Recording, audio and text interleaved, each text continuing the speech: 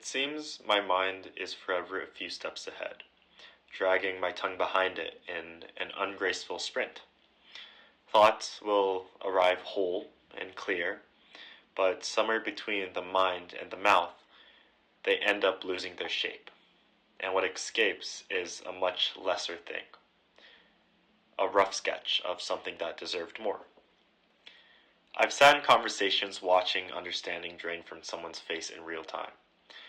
A particular silence that follows, not uncomfortable, but where you can feel the moment slipping and no amount of reaching and explanation brings it back. So you let it go. You nod, you move on, and you carry the unsaid thing home with you. But those unsaid things really accumulate. There's a sadness in that, quiet and largely unacknowledged, because the world doesn't really extend much patience to those who struggle to say what they mean. The pause that stretches too long, the sentence that folds back on itself, the thought that arrives haphazardly, these aren't usually received with grace. They're received with a glance or a look, and the conversation moves on without you.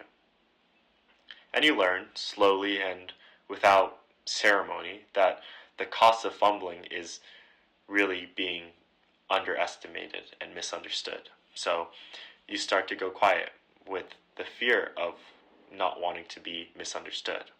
I wonder sometimes whether the silence was ever really mine or whether I just inherited it. Whether somewhere along the way I was handed the belief that my thoughts weren't worth the stumble it took to get them out, that patience, that time, that the questions were too many, the curiosity was too much, and the desire to be truly understood was somehow an imposition. You absorb these things without knowing you're absorbing them, and then one day you notice the silence has made itself at home, and you can't quite remember inviting it in. What makes someone articulate? I've turned this over more times than I can count, and I still don't know.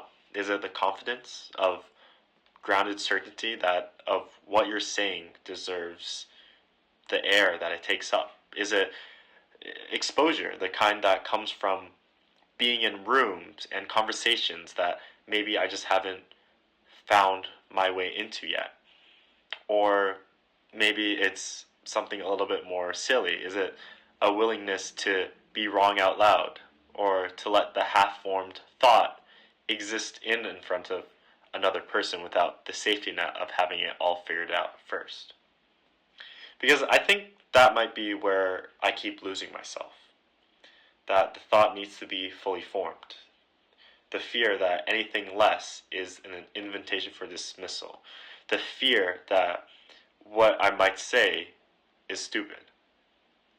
So I eventually just hold the thought for too long, thinking about it, refining it, but by the time I'm ready, the moment has passed or the words have gone cold. And there's a little bit of an irony writing this down and reading it out, because here the thoughts can really be rearranged and edited and given a second chance. Here I can really reach for that word that feels closest to my thoughts and truth and sit with it until it earns its place.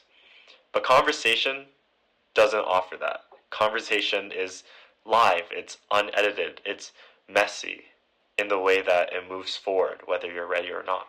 And I don't have a resolution to offer.